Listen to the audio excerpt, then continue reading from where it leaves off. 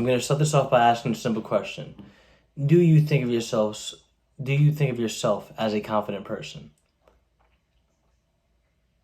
Hopefully the answer is yes. My name is Frankie, and I like to believe that I'm one of the most confident people out there.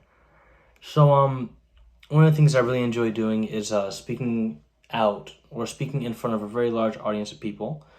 I think that I'm very confident in doing so, but it definitely has not always been this way. Everybody has a start, and my start was extremely bumpy. So, back in the sixth grade, I started to like this girl, and well, I wrote a nice poem about her. And coincidentally, we were having something called a poetry slam. Now, for those of you that don't know, a poetry slam is basically an event where, let's say, a bunch of poets they come to compete, and whoever has the best poem or the most heartfelt poem, they get a prize. They get to win.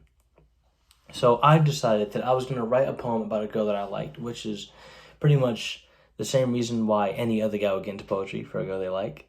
And I decided that I was going to enter this poem in the poetry into the poetry slam.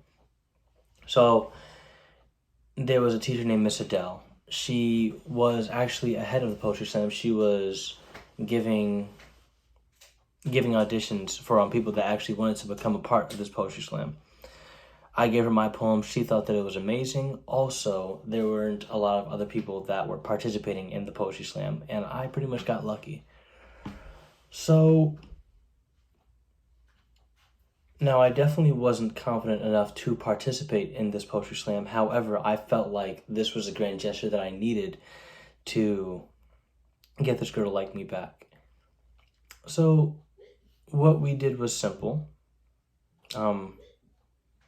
We figured that the best idea was to go in head first. Now, it was me and a whole bunch of other students that actually became a part of the poetry slam. I want to say it was about 20 of us. And every day for a month, we would all go to the auditorium and we would practice our poems, trying to make them as great as they could be.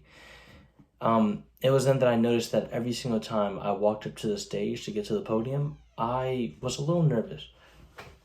It almost felt like the auditorium got bigger and bigger every single time.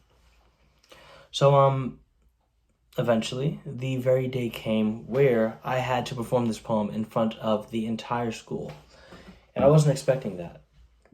Now, as other poets went up to the podium to give their poems, I began to become a little more nervous and a little more nervous.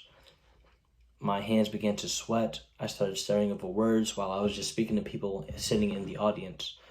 I was just becoming a little nervous ball of joy. That's what I'll call it. And, well, eventually my time came. I walked up to the stage, and every single step that I took was, well, it was pretty not amazing. It's like I had 100-pound weights tied to the bottom of my feet, which, as you can imagine, can make it very hard to walk. Once I got up to the podium, I looked out at the audience. It was a big mistake. Instantly, I got extremely nervous. My breath was stolen from me by pretty much the entire audience, and I had no choice but to recite the poem at this point. Now, as I looked out into the audience, I noticed that she was there, the girl that I really liked, whose name I'm not going to disclose.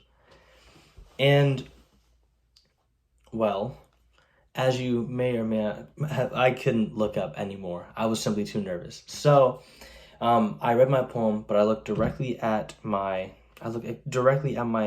poem that was right in front of me, and I read word for word off of it. I read extremely quickly. I read nervously, and I just wanted to get off the stage as fast as I could. Now, as I got older, I became a little better at public speaking, simply through trial and error. But I figured out that the absolute greatest way for me to combat nervousness was to convert it into excitement. So, I guess the moral of the story would be to keep on trying, but definitely don't jump into anything just because you like somebody. That is a terrible idea. And yeah, you guys have an amazing day.